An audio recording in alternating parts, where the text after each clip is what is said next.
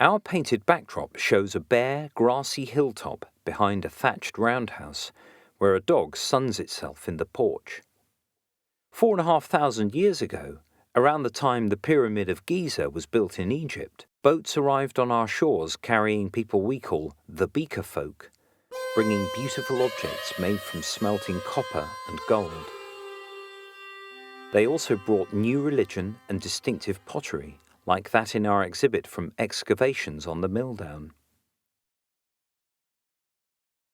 On the second glass shelf up are pottery fragments from beaker pots shaped like an inverted bell. They are made of reddish clay and have rows of dots made by combs and twisted cords.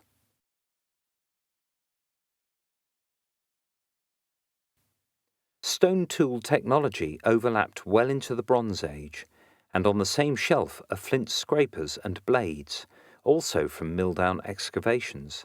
But once the beakers learnt to exploit Britain's rich tin resources, their metalsmiths combined copper and tin to make bronze.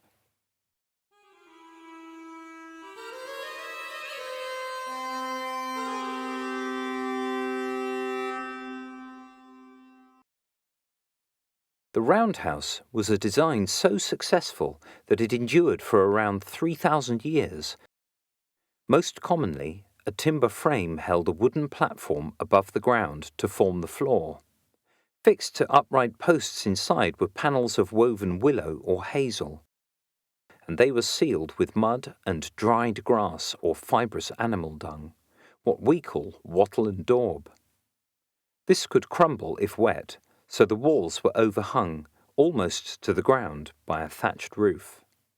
An entrance porch usually faced east or southeast to let in the morning sun, and the house had a central stone or clay hearth above which smoke from the fire curled up to the apex of the roof, where heat and human activity helped keep the thatch dry.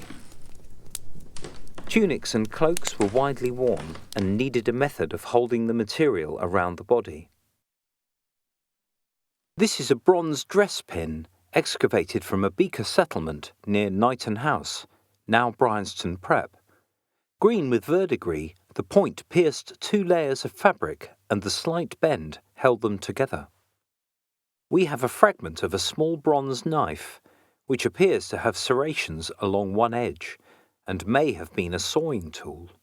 The blade has a tang or prong at one end to fix it into a handle, but the original length of the blade is unknown.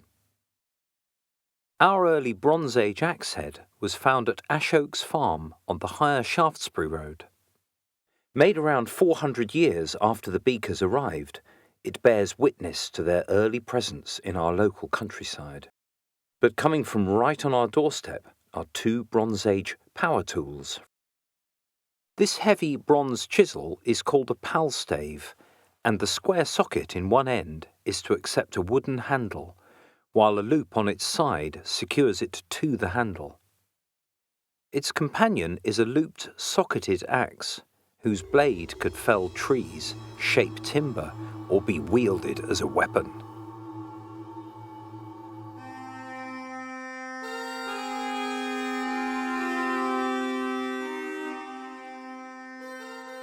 As farming and trade intensified, tribes had to protect crops and livestock from thieves and rival tribes.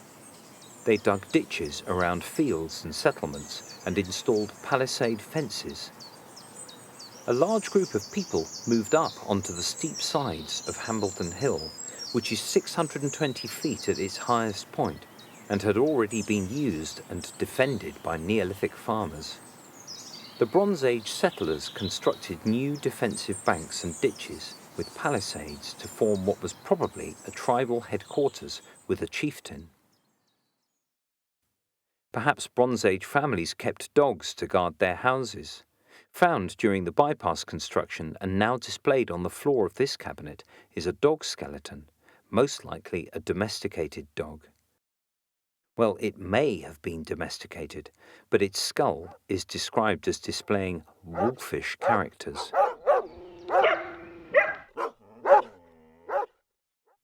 When people died, they were still buried, but barrow mounds were smaller and long barrows gave way to circular ones, leaving more land for agriculture. Just as the Egyptians buried their dead with food, drink and possessions for the afterlife, British graves often had bronze ware or pottery placed beside the body. After the beaker tradition of cremation was adopted, the human ashes were placed in pottery or bronze urns, like our reconstructed bucket urn, which is said to be a cremation urn. Some urns have been found with no traces of human ashes, and archaeologists suggest they may have held an offering to a higher being. Today, perhaps Blandford's nearest Bronze Age ashes lie under barrows on Race Down at Blandford Camp.